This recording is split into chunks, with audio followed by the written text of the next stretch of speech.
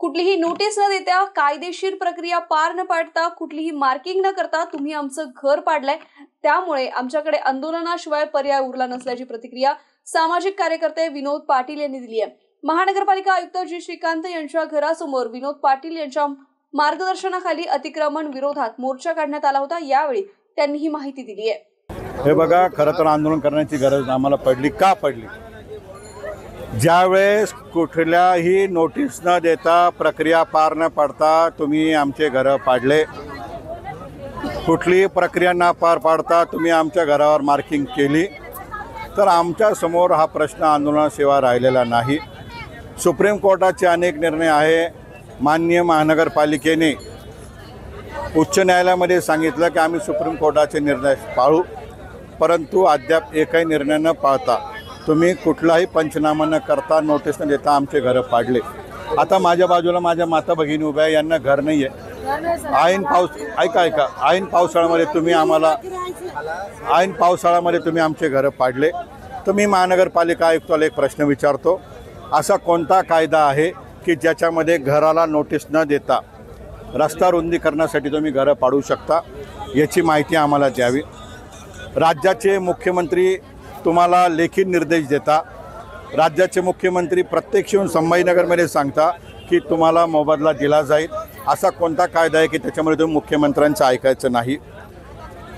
शेवटचा प्रश्न जर त्यांना विचारायचा ठरला तर मला त्यांना हाच विचारायचा आहे की शहराच्या रस्त्याची जर रुंदी वाढली असेल, ते रुंदी वाढत असताना तुम्हाला मोबदला देण्याचा कायदा माहीत नाही का? बाजूच्या जालना जिल्ह्यामध्ये सरकारी जमिनीवर अधिग्रहण करण्यासाठी 2019च्या कॅबिनेट निर्णयाप्रमाणे मोबदला दिला जातो, हा कायदा तुम्हाला माहीत नाही का? जनतेची काय चूक आहे? कोणत्या बिल्डर्सच्या सांगण्यावरून हा रस्ता रुंदीकरण होतं आहे? याचं उत्तर महानगरपालिका आयुक्तांनी द्यावं। आज त्यांनी एक अजब गजब प्रश्न मीडियामध्ये सांगितला की सोशल मीडियामधल्या आंदोलनाला मी महत्त्व देत नाही। मग मला त्यांना प्रश्न विचारायचा आहे की ज्यावेळेस विधिमंडळामध्ये सदनात चर्चा झाली की महानगरपालिका आयुक्तांनी 2 कोटी रुपये सोशल मीडियावर अतितातडीच्या बजेटमधून खर्च केले। अतितातडीचा बजेट एखादी दुर्घटना घडली त्यासाठी असतो, त्या बजेटमधून तुम्ही 2 कोटी रुपये खर्च करता, त्याच्यामध्ये तुम्ही स्विमिंग पूल घरातला बांधता, ते तुम्हाला महत्त्वाचं वाटतं आणि जनतेने सोशल मीडियामध्ये आवाज उचलला हे तुम्हाला महत्त्वाचं वाटत नाही।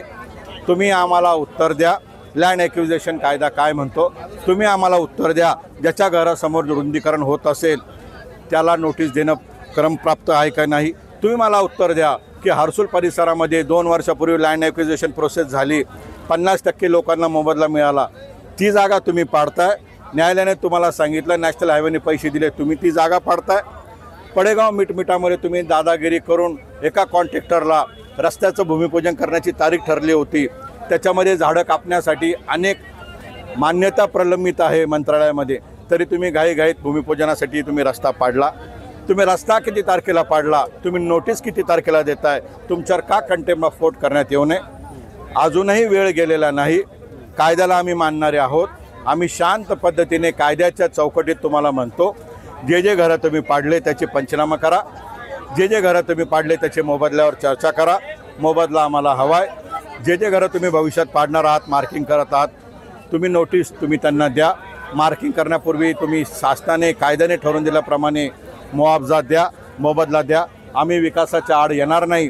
तुम्ही माहिती सर्वांना देताय की विकास कोई विरोध हो रहा है। अगर घर जर तुटत असेल तो तो विकास मान्य आहे का?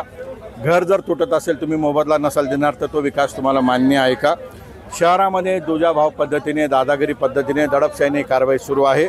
या दडपशाहीला आम्ही जुमानत नाही। कायद्याच्या चौकटीत आम्ही याला उत्तर देऊ आणि मी माननीय मुख्यमंत्री महोदयाला एक कळकळीची विनंती करतो, कृपया या महापालिका आयुक्तांची बदली आपण करू नका। ज्यांनी माझं घर तोडलं, ज्यांनी माझ्या आईला रडवलं, यांच्या डोळ्यातल्या एक थेंबाचा बदला कायद्याने आम्ही जोपर्यंत घेणार नाही, आम्हाला मोबदला मिळणार नाही। कृपया मुख्यमंत्री महोदय यांची बदली करू नका, आम्हाला न्याय द्या। आम्ही न्याय घेतल्याशिवाय थांबणार नाही। तुम्ही निर्देश देताय, तुम्ही घोषणा करताय आणि महापालिका आयुक्त तुमच्या घोषणेकडे जुमानत नाही, हे कोणाचं ऐकता? याच्यावर देखील सखोल चर्चा झाली पाहिजे। आणि आम्ही शहरामध्ये आज पहिला दिवस आहे, आम्ही मदत संकलन केंद्र उभा केलं आहे। या संकलनाद्वारे आम्ही रोज एक माहिती घेणार आहोत।